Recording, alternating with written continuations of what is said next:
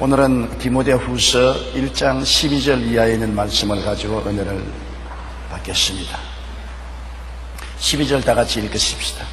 이로 말미암아 내가 또 이 고난을 받되 부끄러워하지 아니하면 내가 믿는 자를 내가 알고 또한 내가 의탁한 것을 그날까지 능히 지키실 줄을 확신합니다. 바울 선생이 복음을 전하다가 수없이 고난당했습니다. 매를 맞기도 하고 감옥에 갇히기도 하고 헐벗고 굶주리기도 한 것입니다. 요사이는 교통수단이 좋아서 비행기를 타고 여행을 하고 배를 타고 온 자동차를 타고 여행을 하기 때문에 큰 고통이 없었습니다만, 옛날에는 바울 선생이 다니는 그때는 배도 돛단 배를 타고 가니까 파도가 심하게 치고 바람 부는 때면 배가 말할 수 없이 요동을 하고 또 속도가 늦어서 오래 걸리고, 길을 걸어가면 걸어서 다녀야 되기 때문에 굉장히 고통스럽고 강의 위험, 광야의 위험, 강도의 위험, 동족의 위험들에게 부딪히고, 또 그 당시에는 숙소도 온전치 못하여 가다가 헐벗고 굶주릴 때도 많았고, 복음 전하다가 잡혀서 매를 많이 맞고 감옥에 들어가기도 하고 멸시와 천대를 받고 온갖 시련을 겪었습니다. 그런데 바울 선생은 말하기를 이로 말미암아 내가 또한 이 고난을 받되 부끄러워하지 아니한다. 내가 그리스도 복음 전하다가 이렇게 당하는 이 고통을 부끄럽게 생각하지 않는다. 세상에 죄를 짓고 감옥에 들어가면 부끄럽지 않아요. 죄를 짓고 관청에 끌려가서 신문을 당하고 얻어맞으면 부끄럽지 않아요. 도적질하다가 잡혀서 모욕을 당하면 부끄럽지 않아요. 바울 선생은 죄를 짓거나 도적질하거나 범죄해서 잡혀서 감옥에 들어가고 고난당하는 것이 아니라 영광스러운 그리스도의 복음을 전하기 위해서 고난당하는 것이기 때문에 당당하고 자랑스럽고 부끄럽지 않았었습니다. 복음이 얼마나 좋습니까? 이 세상에 어떤 부귀영화 공명보다도 귀하고 아름다운 것이 예수 그리스도의 복음인데, 이 복음을 전하다가 당하는 고통은 자랑스럽습니다. 복음을 전하는 것을 막는 세력은 마귀밖에 없습니다. 너무나 영광스러운 복된 소식을 우리가 받아서 믿고 은혜를 입고 이 복음을 전하려고 할 때 하나님을 대적하는 원수 마귀가 귀신들과 어울려서 총동원해서 온갖 고통을 가져오는데, 귀신과 싸워서 상처 있고 부상 있는 것도 영광스러운 것입니다.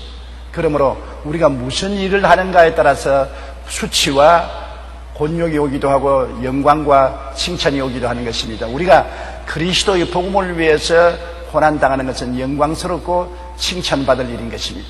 여러분께서 예수 그리스도의 복음을 전하기 위해서 시간 들이고 물질 들이고 희생하고 요구도 먹고 오해받고 괴로움을 당할 때 가슴 쓰리고 통곡하고 내가 무엇 때문에 이 일을 해야 되느냐, 그러한 탄식이 나올 때도 있는 것입니다. 그러나 그런 일로 인하여 부끄러워하지 말 것은 내가 사람의 영혼을 살리는 놀라운 그리스도의 역사를 전하기 위해서 그렇게 당하기 때문에 하늘에 하나님이 기뻐하시고 칭찬하시고 천사들이 다 보고 박수를 치는 일을 했으므로 부끄러워할 일이 아닌 것입니다. 그리스도를 위해서 고난당하는 것은 영광스러운 일인 것입니다.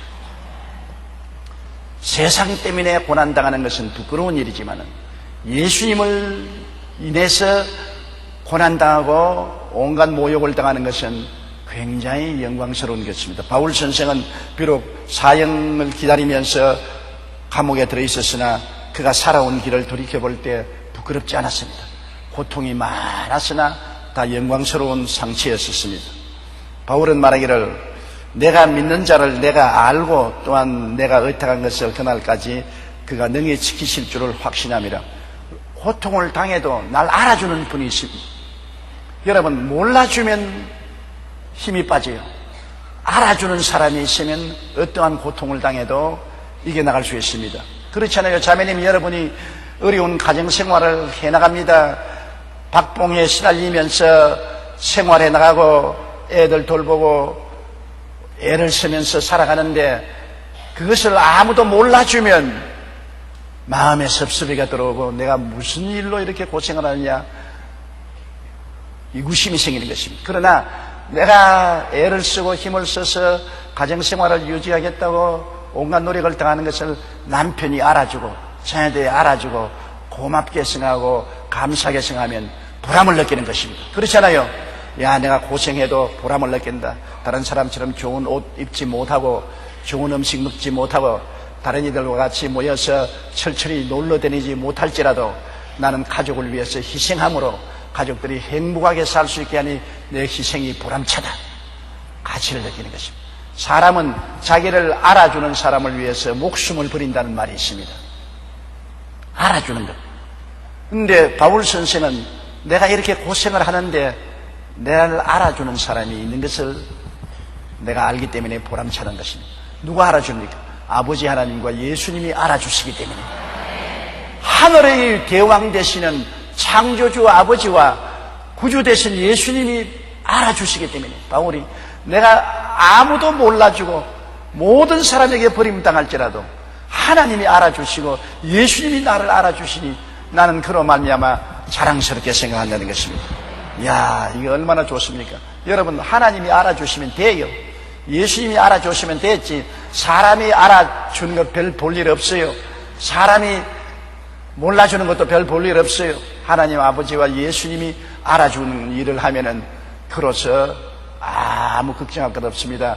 옛날에 신사 참배하다가 거부하다가 잡혀서 감옥에 들어가서 고생 많이 한 우리의 선배 목사님들과 장로님들, 성도들이 많이 있는데 일정 시대에 외로운 감옥에 들어가서 헐벗고 춥고 굶주리고 고문을 당하고 수없이 괴로울 때도 성도들이 감옥에 신방을 가면은 감옥에 갇힌 주의 종들의 얼굴이 햇빛같이 빛났다고 했었습니다.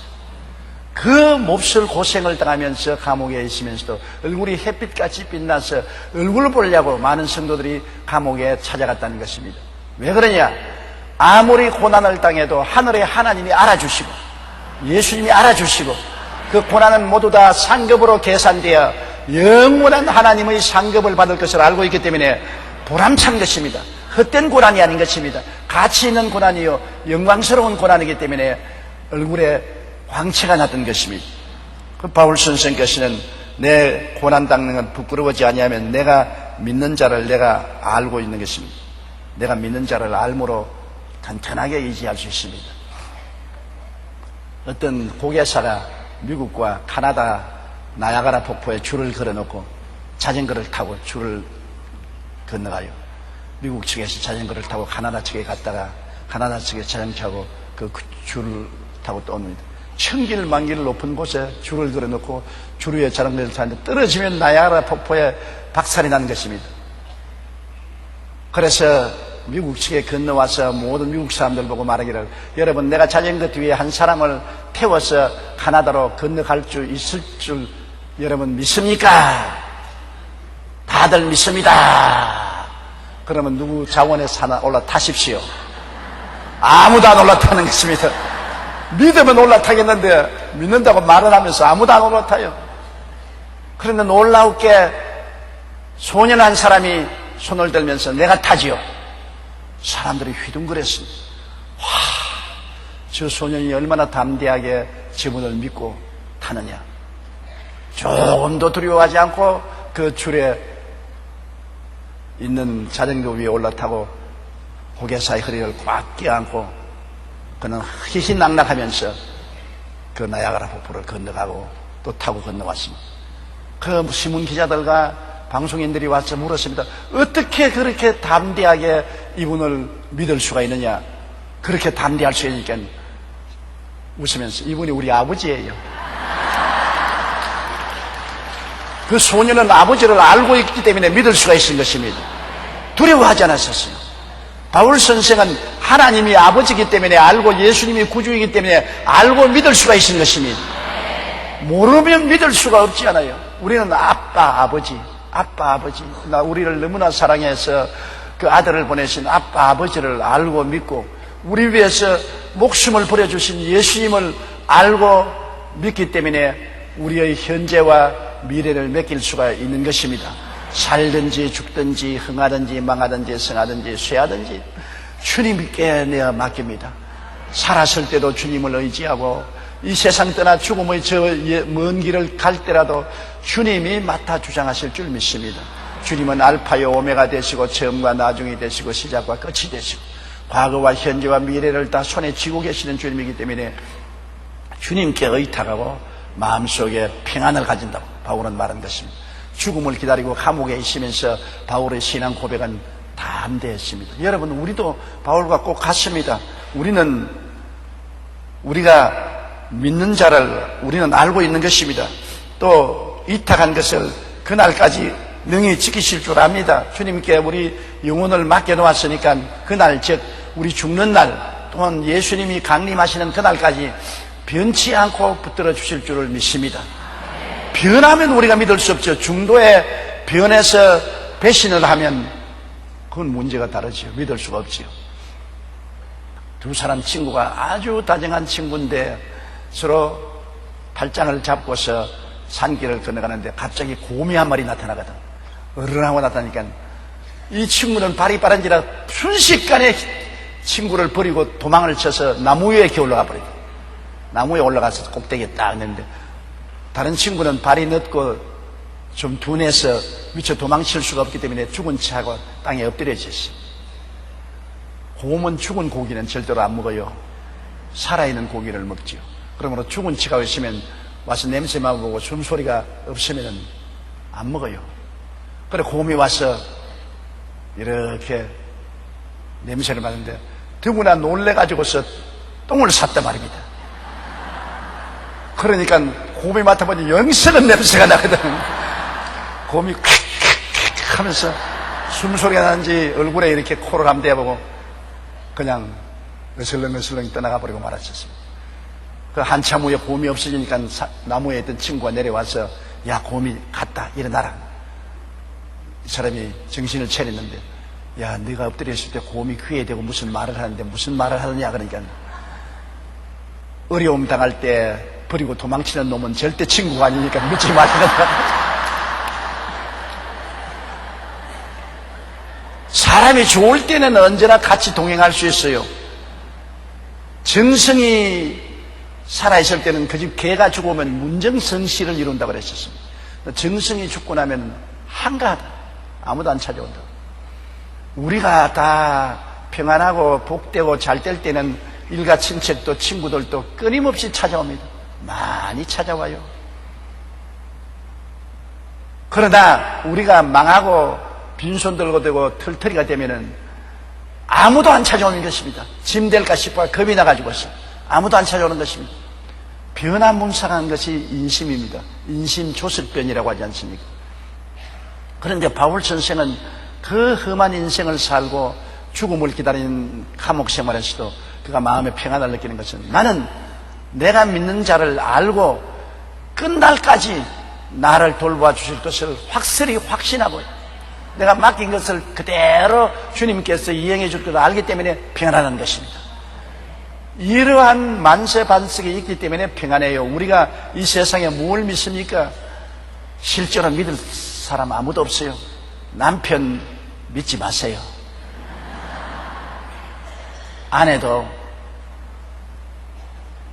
나이 50이 넘으면 완전히 제 길로 가요. 남편 말 고분고분 들을 줄 알아요. 그러면 자식들은 상상의 짝을 짓고 나가면 그뿐입니다. 빈 제비집과 같아요. 돈 있다가 없어질 수 있는 것입니다. 지위나 명예는 더구나 더 없어질 수 있습니다. 부귀영화 권세 다 안개구름같이 사라집니다. 이 세상에 믿을 곳은 아무것도 없어요. 모두 다 꿈결 같은 것입니다. 있는 것 같으나 없는 것이요. 물을 손에 쥔 것 같이 다 빠져버리고 빈손 들고 있는 것입니다.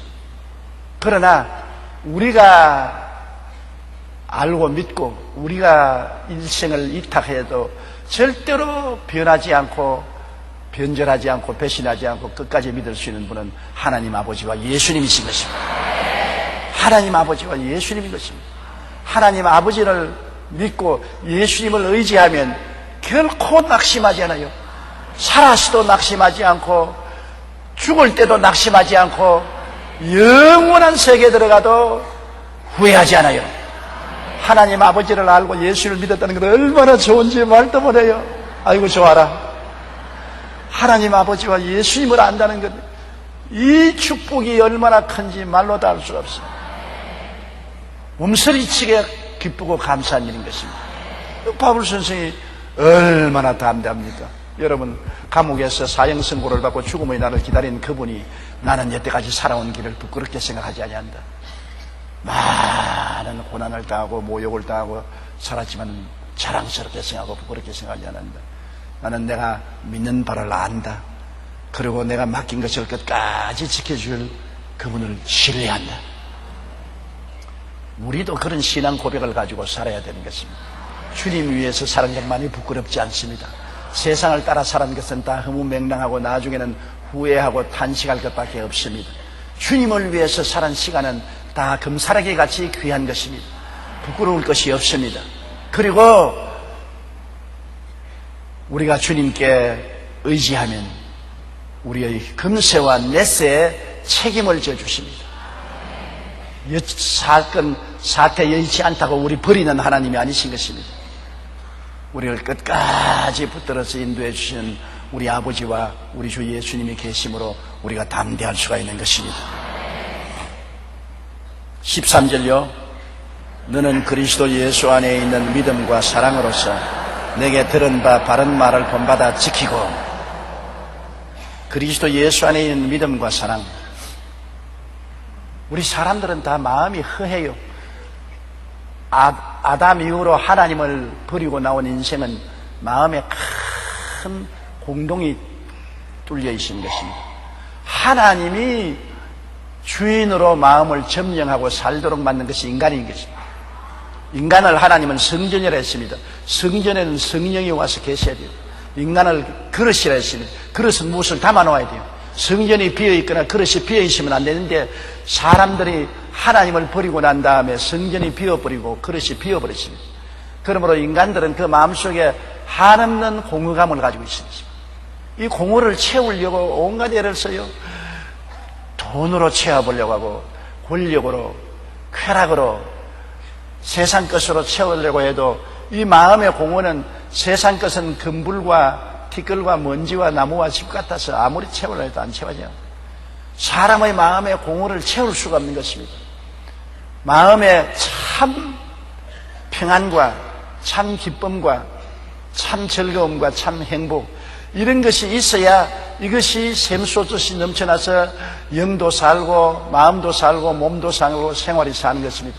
눈에 안 보이는 영적인 넘쳐 흐르는 샘 같은 기쁨과 평안과 소망과 즐거움이 있어야 되는 것입니다. 그런데 사람들이 이 마음의 평안과 즐거움과 소망과 기쁨을 돈으로 살려고 하니까 안 사져요. 지위나 명예나 권세로 살려고 해도 안 사져요. 부귀 영화로도 안 사져요. 세상 온갖 쾌락을 다 가지고서 이 마음의 기쁨과 영화를 값주고 살려도 안 사져요. 그것은 마치 불꽃놀이와 같아서, 불꽃놀이가 발 계속 갑니까? 불꽃놀이가 잠시 있다가 사라지지 않아요. 찬란한 것다가 하늘을 밝힌 것다가 곧장 사라지고 어두워 캄캄하지 않습니다. 세상 모든 것은 마음속에 불꽃놀이와 같아서 있는 것 같으나 곧 캄캄해지는 것입니다. 우리 마음을 채우는 것은 하나님 아버지와 예수님에 대한 믿음과 사랑밖에 없는 것입니다. 하나님과 예수 그리스도에 대한 믿음, 하나님이 우리를 돌봐주신다는 확실한 믿음, 이 믿음과 하나님과 예수 그리스도가 우리를 사랑해 주시고 우리가 하나님과 예수 그리스도를 사랑하는 이 사랑, 이것만이 우리 마음을 채워주는 것입니다. 우리 인생은 하나님과 관계 속에 믿음과 사랑의 관계가 간단히 말해서 집합체인 것입니다. 우리가 하나님과 우리가 무슨 관계가 있습니까? 우리는 믿음의 관계입니다. 하나님이 세상을 이처럼 사랑하사 독생자를 주시고 예수님이 오셔서 십자가에 몸짓고 피 흘려 죄도 청산하고 세상과 마귀도 멸하고 질병도 도말하고 저주도 철폐하고 죽음도 멸하시고 우리에게 영원히 잘됨같이 범사에 잘되며 강건하고 생명을 얻되 넘치게 얻는 삶의 길을 열어놓으신 것을 믿는 것입니다. 하나님을 믿는 것입니다. 눈에는 아무 증거 안 보이고 귀에는 아무 소리 안 들리고 손에는 잡히는 없어도 하나님을 믿는 것입니다. 이 하나님을 믿고 우리가 긍정적이고 적극적이고 창조적인 삶의 제도를 가지며 그 다음 하나님의 사랑, 예수님의 사랑을 믿는 것입니다. 이 세상에 하나님이 우리를 사랑하사 독생자를 주시고 예수님이 우리를 사랑하사 목숨을 버리셨으니 이에 더 사랑이 어디 있습니까? 그러므로 믿고 하나님을 사랑하고 나가는 것, 이것이 우리와 하나님과의 관계인 것입니다. 하나님과 우리의 관계를 정리하면 우리는 끝까지 믿는 것하고 하나님을 사랑을 받아들이고 하나님을 사랑하는 것, 이것이 우리의 하나님과 우리 관계인 것입니다. 우리가 믿음과 사랑, 이 가운데서 아버지와 우리가 함께 살고 예수님과 우리가 함께 사는 것입니다. 그러므로 그리스도 예수 안에 있는 믿음과 사랑인 것입니다. 예수님 통해서 아버지가 주신 믿음, 그 사랑, 이거 두 개를 우리가 확실히 붙잡으면 우리 신앙은 흔들리지 않고 나갈 수가 있는 것입니다. 그러므로 바울 선생은 디모데에게 마음속에 항상 아버지를 찬양하고 예수 그리스도를 찬양하고 아버지를 굳세게 믿고 아버지와 예수님에 대한 뜨거운 사랑을 늘 유지하라. 여러분 매일같이 하나님 아버지를 찬양하고 예수님을 의지하고 하나님의 기쁨으로 마음을 채워주시고 하나님의 소망으로 채워주시고 하나님 평안으로 채워주시고 즐거움으로 채워달라고 기도하십시오. 이 영적인 생명의 보화를 마음속에 채워놓아야 하나님의 기쁨이 넘쳐나면 마음도 힘이 생기고 육체도 건강해지고 삶의 의욕이 넘쳐나는 것입니다. 이 놀라운 하나님 안에 있는 기쁨과 소망과 평안과 사랑, 이것을 우리가 영적인 보화를 늘 구해서 마음에 간직해 놓아야 되는 것입니다. 이것 없이는 아무것도 못해요. 마음이 텅 비어 있으면 온갖 마귀가 다 들어와서 온갖 저주를 다 가져오고 부정적인 생각을 가져오고 말을 가져오고 행동을 가져와서 기진맥진하고 힘 빠져버리고 마음이 슬퍼지고 마음에 우울증이 들어와요. 마음의 슬픔 우리를 파괴합니다. 우울증 우리를 파괴합니다. 마음의 절망 우리를 파괴하는 것입니다. 그런 것이 들어오면 속 사람만 파괴하는 것이 아니라 그 사람도 파괴하고 생활도 파괴하는 것입니다. 우리가 쉽게 생각하기에 미움이나 슬픔이나 우울증이나 절망, 그것은 그냥 보통 것으로 생각하고 중요하게 생각하는데 이게 정말로 사람들을 돌절하고 죽이고 멸망시키는 핵심이 되는 것입니다. 마귀는 우리의 마음속에 어찌하는지 미움이나 우울증이나 절망이나 슬픔을 갖다 넣어주어서 힘을 빼는 것입니다. 힘 빼는 것이 가장 무서운 것입니다. 영적인 힘을 빼앗아 기도하지 못하게 만들고 마음의 힘을 뽑아버려서 살의 의욕을 잃어버리고 육체적으로도 힘을 뽑아서 활력을 잃어버리고 가정과 생활에 힘이 없어 완전히 무능력하게 만드는 거죠. 힘 뽑는 것이 다른 데서 힘 뽑는 것이 아닙니다. 마귀는 눈에 안 보이는 영적인 것으로 힘을 뽑습니다. 여러분 마음속에 기쁨을 빼앗음으로 힘을 뽑고 평안을 빼앗음으로 힘을 뽑고 소망을 빼앗음으로 힘을 뽑고 즐거움을 빼앗음으로 힘을 뽑아버린 것입니다. 힘을 뽑아놓고 난 다음에는 와서 요리를 하는 것입니다. 늘어진 것 마귀가 도마 갖다 얹혀놓고 난 다음 칼로서 마음대로 요리하는 것입니다. 힘이 잃어버리는 것 가장 무서운 일입니다. 힘 빠진 성도는 무력하게 짝이 없는 것입니다. 힘을 내야 돼요. 힘을 어떻게 냅니까? 내가 내려고 애를 쓴다고 안 내지지 않아요. 힘을 내려면 아버지 하나님과 예수님께 의지해서 하나님 마음속에 슬픔 대신에 기쁨으로 채워주시옵소서. 불안 대신에 평안으로 채워주시옵소서. 마음속에 절망 대신에 소망으로 채워주시고 괴로움 대신에 즐거움으로 채워주시옵소서. 이러한 기쁨과 소망과 평안과 즐거움이 들어오면 힘이 들어오는 것입니다. 이게 비타민이에요. 마음에 비타민이 들어오면 영적인 활기가 솟아나서 찬양과 기도가 나오고 마음의 삶의 의욕이 넘쳐나고 육신도 팔딱팔딱 건강해지고 가정도 생활도 용기와 힘이 생겨서 잘 굴러가는 것입니다. 내적인 세계를 잃어버리면 외적인 세계도 동시에 잃어버리는 것입니다. 속이 허하면 생활이 다 허해져요. 속이 하나님의 은혜로 꽉 들어차면 모든 생활이 꽉 들어차요.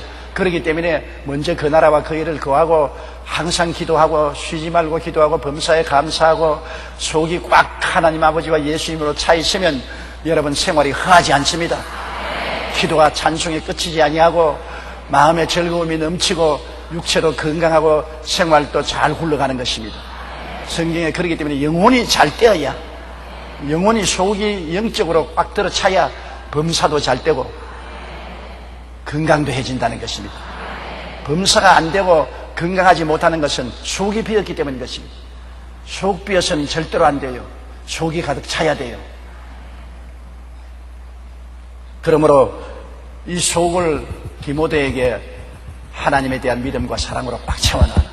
왜냐하면 시험과 환난이 다가오고 교회에 핍박의 바람이 불어와서 교회가 흔들리고 수많은 사람이 낙심하고 뒤로 넘어지고 타락하는 그 과정에서 디모데는 교회 지도자로서 꽉 중심에 서서 이끌어가야 되겠는데 지도자가 흔들리면 안 되겠습니까? 그래서 디모데야, 속이 상하면 안 된다. 속이 상하면 안 된다. 하나님 아버지와 예수님에 대한 믿음과 사랑으로 꽉 차라. 하나님 아버지와 예수님에 대한 생각을 하고 교제를 하고 하나님 아버지와 예수님을 믿는 믿음과 그 사랑으로 속이 꽉 차 있어라. 그래서 네가 흔들리지 말아야 된다. 그렇게 말하는 것입니다. 지역장, 구역장이 흔들리면 지역 구역원들이 다 흔들리잖아요. 주의 종이 흔들리면 성도들이 다 흔들리잖아요. 지도자가 흔들리지 말아야 되는 것입니다. 아버지와 어머니가 집에서 흔들리면 애들이 다 사시나무 떨듯이 떨게 되는 것입니다. 흔들리지 말아야 돼요. 아무리 어려운 IMF 같은 다가오더라도 가정의 남편이 딱 속이 차서 아버지 하나님에 대한 믿음과 예수님의 사랑을 의지하고 기도하고 기적을 의지하고 긍정적이고 적극적으로 속이 꽉 차서 나가면 모든 가족들이 흔들리지 않아요. 마음이 담대해져요. 그러나 가장이 속이 허해가지고 술 먹고 들어와서 처자보는 앞에서 땅을 치고 울면서 이제 나는 망했다, 이젠 끝장났다, 우리는 다 거지가 되고 길거리에 난제해야 된다 이러면 가장의 속이 허해가 흔들리면 막 사시나무 떨리듯이 아내도 떨고 자식들도 떨고 온 가정이 폐가 망신다고 말하는 것입니다. 마음이 알차면 범사도 잘 되고 건강해지는 것입니다. 지킬 만한 것보다 내 마음을 지켜라. 생명의 근원이 이에서 남이니라. 마음이 흥하면 끝장입니다. 아무것도 안 돼요. 마음이 하나님을 의지하고 꽉 들어 차면은 흔들리지 않습니다. 세상 것으로 마음이 채워지지가 않아요. 세상은 날로 변화되고 허무맹랑하기 때문에 세상 무엇으로 마음을 붙잡아 놓을 수 있습니까? 여러분, 마음을 붙잡아 놓을 세상의 힘은 없는 것입니다. 세상은 마귀와 더불어 마음을 잡고 힘을 뽑는 것이지요. 그렇기 때문에 항상 예배드리고 항상 기도하고 항상 기뻐하라. 쉬지 말고 기도하라. 범사에 감사하라. 마음은 예수 그리스도를 믿고 아버지를 의지하고 믿음과 사랑으로 내실을 가져야 되는 것입니다. 그것만이 여러분의 마음을 붙잡아 줄 수 있는 것입니다. 그러면 거기에서 생명이 넘쳐나요. 영혼이 잘 되고 범사에 잘 되며 강건한 생명의 역사가 일어나는 것입니다. 지킬 만한 것보다 마음을 지켜야 되는 것입니다. 돈을 지키는 것보다 마음을 지켜야 되고 부귀 영화를 지키는 것보다 마음을 지켜야 돼요.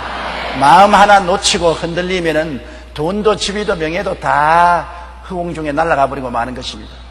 그러므로 예수 믿고 기도하는 것, 마음을 지키는 가장 첩경인 것입니다. 예수 믿고 기도하라. 말씀을 늘 읽고 하나님 가차히 하고 기도해서 마음을 늘 잡아놓아야 되는 것입니다. 여러분께서 항상 내 마음이 흔들리고 있는지, 마음이 공허한지를 늘 살펴보고 마음이 공허하거나 흔들리면은 곧장 주님께 나와서 부르짖어 기도하고 회개하고 말씀으로 돌아가고 성령으로 충만하고 믿음과 사랑이 넘치도록 노력해야 되는 것입니다. 그러면 여러분이 여러분 인생을 지킬 수가 있는 것입니다. 안 그러면 마귀에게 뺏기고 말아요. 너는 그리스도 예수 안에 있는 믿음과 사랑으로서 내게 들은 바 바른 말을 본받아 지킨다. 바울 선생으로부터 배운 바 복음을 확 붙잡을 수 있습니다. 마음이 허하지 않으니까 바울이 부탁한 사명을 꽉 잡고 타협하지 않고 나갈 수가 있는 것입니다. 그 다음 14절요. 우리 안에 거하시는 성령으로 말미암아 내게 부탁한 아름다운 것을 지켜라. 우리가 이 세상에 살아나간 동안에 마귀만 우리를 와서 힘을 뽑는 것이 아니라 우리에게 힘을 보태주는 성령이 와서 계신 것을 알아야 되는 것입니다. 성령은 우리를 돕기 위해서 와 계시는 다른 보혜사입니다. 예수님은 처음 보혜사고 성령은 다른 보혜사인 것입니다.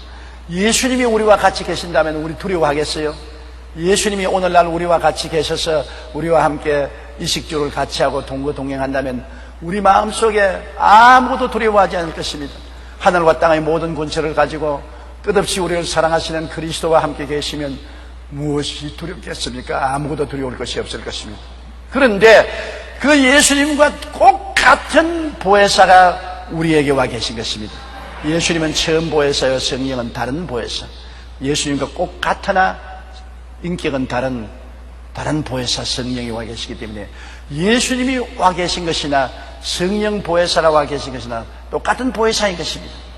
우리가 그 실감을 느끼지 않기 때문에 문제인 것입니다.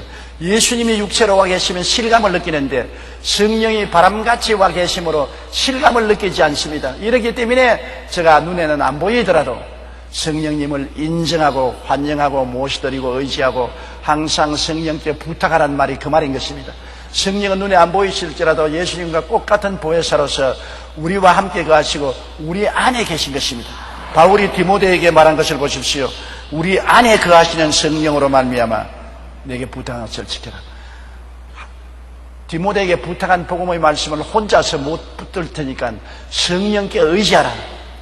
성령이 너를 도와주신다. 저는 매일같이 매시마다 성령님을 의지하고 환영하고 모시드리고 성령의 도움을 구합니다. 아버지 하나님께 기도할 때 늘 성령이여 나를 붙들어 주시고 내 심령을 굳게 하여 주시옵소서. 깨닫게 하시고 하나님을 더 의지하게 하시고 예수님을 더 사랑하게 해 주시옵소서. 성령이여 나를 도와주시옵소서. 성령은 나의 변호사요, 나의 어머니요, 나의 도움이요. 성령이 계시지 아니하면 신앙생활을 못합니다. 오늘날 우리가 고아와 같이 버림을 받아서 방황하게 되면 어느 마귀에 끌려갈지 모르는 것입니다. 성령의 도우심을 끝없이 우리가 바라야 되는 것입니다. 이 귀하고 귀한 보혜사 성령이 우리에게 와 계시는데 뭘 더 원하겠습니까? 아버지와 아들과 성령 삼위일체 중에 제3위인 성령이 우리를 돕기 위해서 우리와 함께 거하시고 우리와 함께 행하시는 것인데 뭘 더 바라겠습니까? 여러분께서 뭐 계시나 환상이나 꿈이나 음성이나 그런 거 바랄 것 없어요. 성령이 직접 와 계시는데요. 자꾸 보려고 생각하지 마십시오. 뭘 느끼려고 생각하지 마십시오. 믿으려고 하십시오. 하늘나라는 믿음으로 역사하는 것입니다. 성령이 와 계신 것을 믿으십시오. 그리고 성령께 의지하면 성령이 여러분에게 힘이 되어주시고 능력이 되어주시는 것입니다. 그러므로 바울 선생이 디모데에게 이 어려울 때 마음을 허하게 두지 말고 붙들고 지키되 성령께 의지하라는 것입니다. 우리는 외롭게 인간 혼자 힘으로 신앙생활하는 것이 아니기 때문에 성령께 부탁하고 성령께 의지해라. 성령이 우리 연약함을 도와주시는 것입니다. 15절요. 아시아에 있는 모든 사람이 나를 버린 이 일을 내가 아나니 그 중에는 부겔로와 흐모케네도 있느니라. 바울 선생이 소아시아, 에베소, 빌립보, 골로새 같은 소아시아에 있는 교회들을 다 세웠었습니다.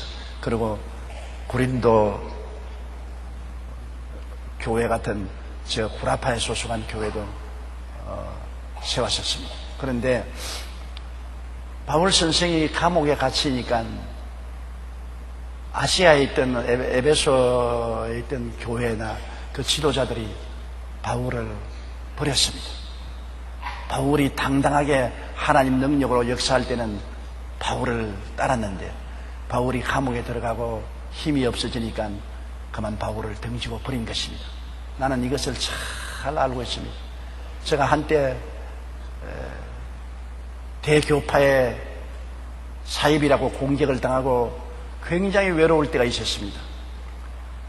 한국의 대교파 몇몇 교파가 연합해서 엄청나게 우리 교회를 핍박하고 저를 핍박했습니다. 그래서 완전히 사입이라고 하고 완전히 박살내려고 했었습니다. 신문에도 나고 방송도 나가고 그럴 때 많은 내 제자들이 나를 부렸습니다. 내가 왕성하게 우길승천할 때 모두 다 날 찾아오고 내 그늘에 있던 제자들 중에 많은 사람들이 나를 버린 것을 내가 그때 보았습니다. 그때 그 사람들이 보기에는 내가 이제 곧장 망할 것이다.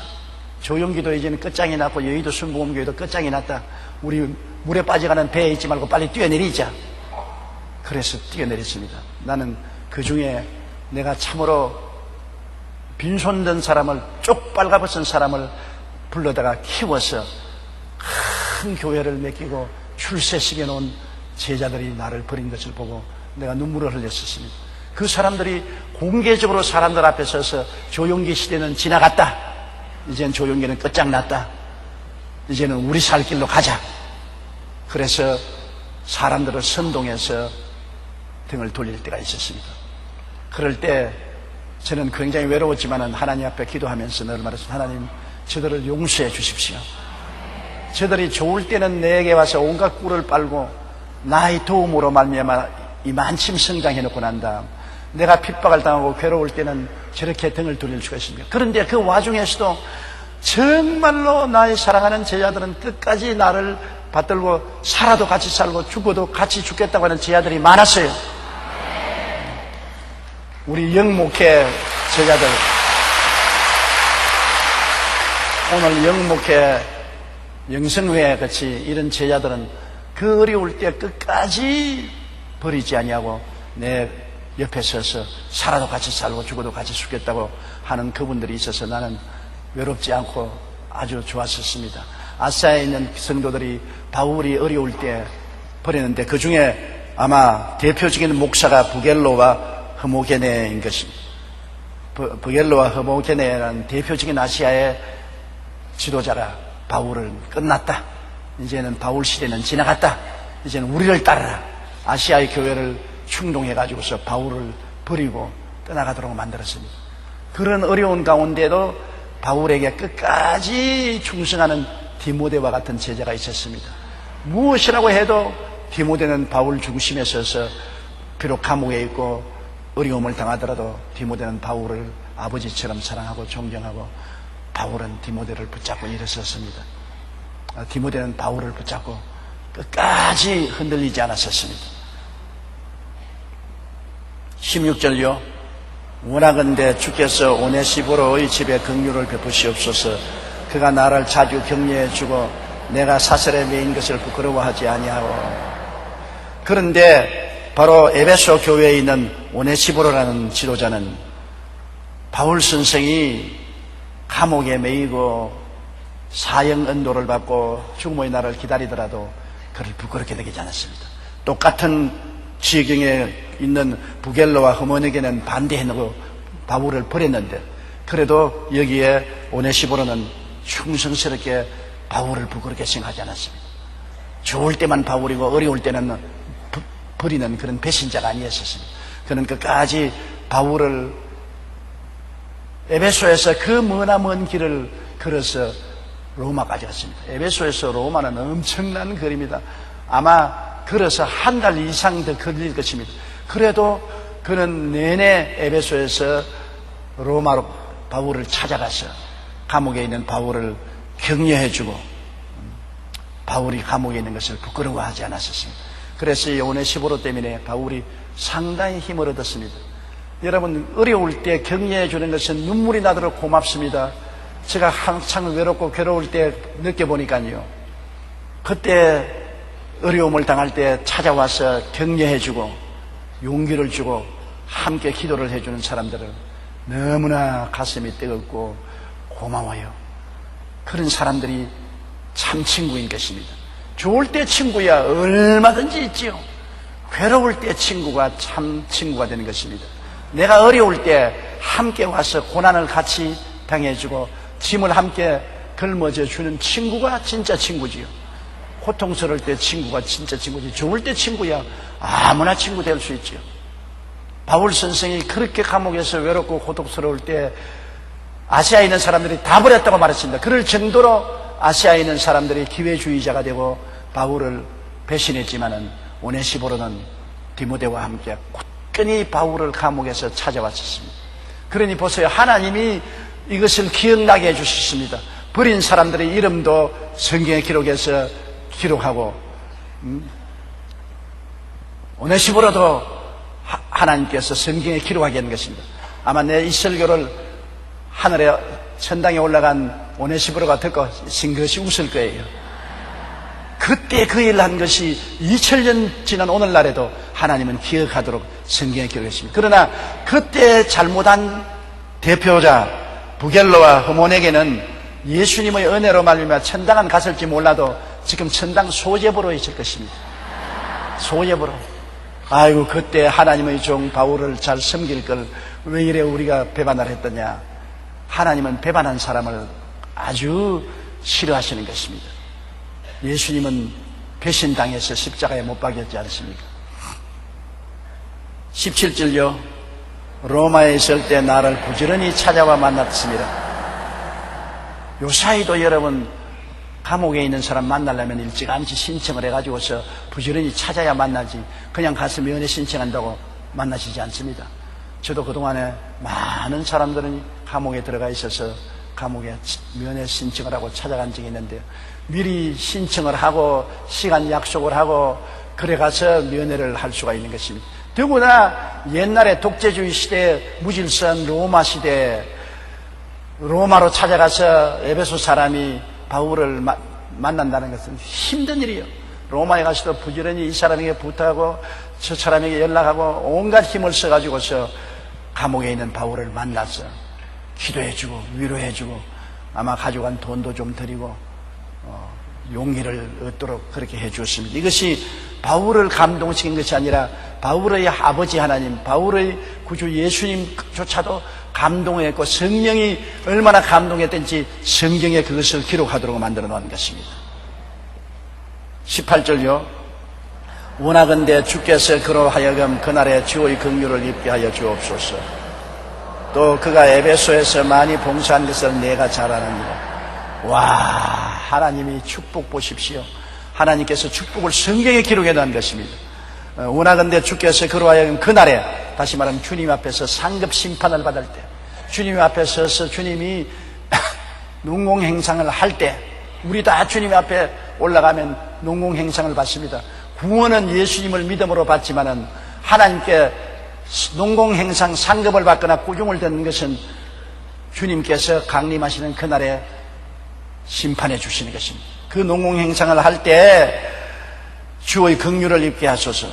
주님께서 크게 복을 주시기를 원하는 축복 기도를 했는데 성령이 이것을 이렇게 적어 놓은 것입니다. 주의 종을 환난에서 격려해주고 도와주고 위로해주고 힘을 준다는 것은 굉장한 축복입니다, 여러분.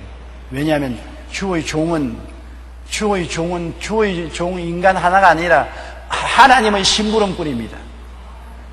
주께서 말하기를 내 이름으로 이 소자 중에 한 사람에게 찬물 한 그릇 대접해도 상급을 잃지 않겠다고 하는 것입니다. 나를 믿는 자는 내 아버지를 믿는 것이요, 나가 보낸 자를 믿는 것은 나를 믿는 것이라고 말하는 것입니다. 그러므로 주의 종을 대접하는 것은 예수님을 대접하는 것이요, 하나님 아버지를 대접하는 것입니다. 사람들은 세상에서 쉽게 주의 종을 대적하는 사람들 많습니다. 교회에 주의 종을 대적하고 괴롭히는 사람 많아요. 여러분, 주의 종이라고 해서 하나님의 모습이지 인격이 천사가 되어서 주의 종이 되는 것은 아닙니다. 주의 종들도 인격적으로 모자란 점이 많아요. 거스른 점이 많아요. 그러나 무엇이 다르냐? 지난해나, 맞아요, 지난해나 똑같은 인간이죠. 그러나 무엇이 다르냐? 주의 종은 하나님이 부른 모습입니다. 하나님이 다 모습으로 서지는 않습니다. 주의 종은 하나님이 불러서는 모습이기 때문에 모습 뒤에는 하나님이 계신 것입니다. 하나님 때문에 대접하는 것입니다. 주의 종하고 대결하고 싸우는 것은 그 뒤에 있는 하나님을 대결하고 싸우는 것입니다. 여러분, 결코 주의 종하고 대결하고 싸우면 유익되지 못합니다. 내가 옛날에 아버님이 우리 부산 순복음교회 집사로 계실 때 그때 교회하고 주의 종하고 대결이 붙어서 싸움이 나서 주일날 강단에 올라가서 집사들이 그 멱살을 잡고 끌어내리고 야단 법석을 할 때가 있었습니다. 그때 내가 아버지 보고 아버지 교회 떠났어요. 절대 가담하지 마세요. 아무리 잘못해도 하나님의 모습은 하나님이 때립니다. 하나님이 소환하든지 하나님이 때리는데 하나님의 모습을 멱살을 잡고 당기고 치고 받고 하면은 결코 하나님이 가만두지 않습니다. 하나님께 심히 말하기는 아버지는 피하십시오. 다른 교회로 가십시오.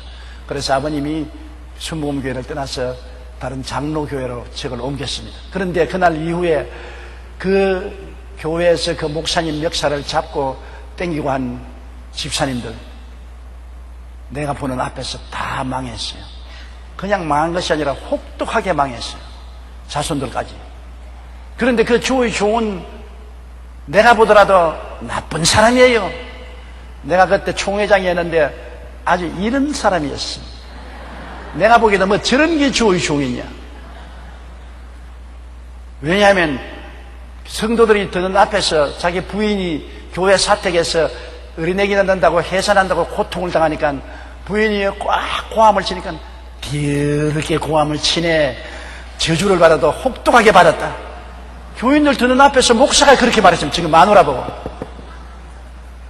지가 애 가지겠지 누가 애 가지게 했냐. 지가 씌어놓은 씨를 넣는데 고통을 당하니까 더럽게 하와의 저주를 받아가지고 고통당한다고. 그런 몰상식하고 나쁜 목사입니다. 내가 봐도 멱살을 잡고 끌어당기고 싶었었습니다. 그래도 주의 종은 하나님이 기름 부은 사람이기 때문에 손대지 말아야 되는 것입니다. 사울이 타락해서 완전히 하나님께 버림받았는데 다윗을 죽이려고 얼마나 따라다녔어요. 다윗이 사울을 죽일 수 있는 기회가 여러 번 있었습니다. 한 번은 3,000여 명의 군대를 거느리고 다윗을 포위해서 들어오는데 다윗이 올 때 갈 데가 없어가지고서 굴 속에 들어갔습니다. 굴 속에 들어가서 자기 부하들하고 숨어 있는데 사울이 마침 뒤가 보고 싶으니까 굴 속에 들어와서 다윗이 숨어 있는 줄 꿈에도 모르고 다윗 코앞에서 엉덩이를 내놓고 뒤를 보았습니다. 다윗이 단칼에 찔러 죽을 수가 있어요. 다윗의 부하가 하나님이 사울을 당신 손에 붙였습니다. 칼로 찔러 죽으십시오. 단칼에. 그럴 때 다윗이 하나님의 기름 부으신 자는 하나님이 죽이시지 내가 죽였으면 안 된다. 내가 하나님 기름 부으신 자를 죽여서 죄 짓지 않겠다고 안 죽였습니다. 그 다음에는 한 번은 사울이 다윗을 쫓아오다가 저녁에 군대들하고 잠이 들었는데 깊이 잠이 들었습니다. 다윗하고 부하 한 사람이 내려가는데 진죽에 들어온 것도 모르고 잠이 들어서 그 옆에 있는 물통을 훔치고 창을 훔치고 옷자락을 베어가지고서 나와도 모르고 잠을 잤습니다. 그때도 단칼에 죽일 수가 있는데도 불구하고 하나님의 기름 부은 자는 병들어 죽든지 전쟁에 나가서 죽든지 하지 내가 죽이지 않는다고 했습니다. 다윗이 정말로 위대한 것은 하나님을 존경했다는 것입니다. 사울을 존경한 것은 아닙니다. 다윗은 하나님을 존경했기 때문인 것입니다. 다윗이 여러분 성령 군자가 아닙니다. 사람들 생각에는 다윗이 성령 군자가 되어서 하나님께 축복받은 줄 아는데 다윗의 행위는 보면은 나쁜 놈입니다. 왜냐하면 자기 사랑하는 친절한 우리아라는 군인 부하의 마누라를 빼앗아 가지고서 간음하고 우리아를 전쟁에 보내서 목이 날아가도록 죽이고 그러고 이쁜 여자만 있으면 다 빼앗고 요사이 말하는 특별범죄 가중처벌법을 받아가지고서 평생의 감옥에 있어야 될 줄도 모릅니다. 다윗의 행위는 칭찬할 것이 못됩니다. 오히려 사울이 다윗보다 깨끗했을 것입니다. 문제는 하나님과의 관계입니다. 사울은 하나님과의 관계를 저버렸습니다. 하나님의 명령을 어기고 자기를 세웠었습니다. 그래서 하나님과의 관계가 어스러졌기 때문에 행위는 다윗보다 깨끗했지만 버림을 당했습니다. 하나님은 하나님과의 관계를 중요시하는 것입니다. 다윗은 개떡차반 같았으나 하나님은 엄청나게 존경하고 두려워했었습니다. 그래서 하나님이 기름 부은 사울을 자기를 죽이려고 밤낮 따라다녔지만은 사울을 죽이지 않고 하나님 손에 맡긴 놀라운 신앙인이었었습니다. 다윗이 된 것은 신앙인이었었습니다. 하나님을 끝까지 믿고 하나님을 사랑한 것은 도저히 따를 수 없기 때문에 하나님이 다윗을 내 마음에 딱 맞은 사람이었습니다. 사람은 여러분 완전한 사람이 없습니다. 다 50보 소백보입니다. 여러분 중에 지극히 잘난 사람, 지극히 못난 사람 비교해봤자 큰 차이가 안 나는 것입니다. 하나님이 찾는 사람은 정말 하나님 아버지와 예수님을 믿고 사랑하는 사람을 찾는 것입니다. 그러면 믿고 사랑하는 사람은 어찌한지 하나님 뜻대로 살려고 노력하죠. 다윗은 평생을 하나님을 믿고 사랑하고 하나님 뜻에 맞도록 살려고 노력해서 하나님 중심으로 살았는데, 사울은 하나님의 뜻을 거역하고 자기가 원하는 대로 자기 중심으로 하나님을 이용했습니다. 그것이 달랐습니다. 다윗은 하나님 중심으로 살고 자기는 죄를 많이 지었으나 곧장 회개하고 돌아서서 하나님 중심으로 살고, 사울은 인간적인 죄는 많이 안 지었으나 자기 중심으로 하나님을 이용하고 살았기 때문에 하나님께 버림을 당한 것입니다. 뭐를 말하려다가 이렇게까지 멀리 나갔는지 모르겠네요. 여하간 오네시부로는 하나님을 정말 믿고 사랑하고 헌신하고 충성했습니다. 주의 종인 바울을 그렇게 극진히 사랑하고 예수님 섬기듯이 섬겼으므로 영원히 성경에 그 이름이 기록되어 있고 칭찬이 기록되어 있는 것입니다. 이렇기 때문에 아주 못난 목사라도 여러분 주의 종이기 때문에 대적하지 마시고 기도해 주십시오. 그러면 하나님이 나중에 처치하십니다. 우리 하나님의 성도의 그 목사도 나중에 하나님이 아주 나쁜 병이 들게 해서 세상을 떴습니다. 그러나 그 목사하고 싸운 집사님과 재직들도 다 망해버린 것입니다. 주의 종과 다투면 주의 종도 망하고 성도들도 망한 것입니다. 왜냐하면 주의 종은 하나님의 기름 부으시다는 걸 잊지 말아야 돼요.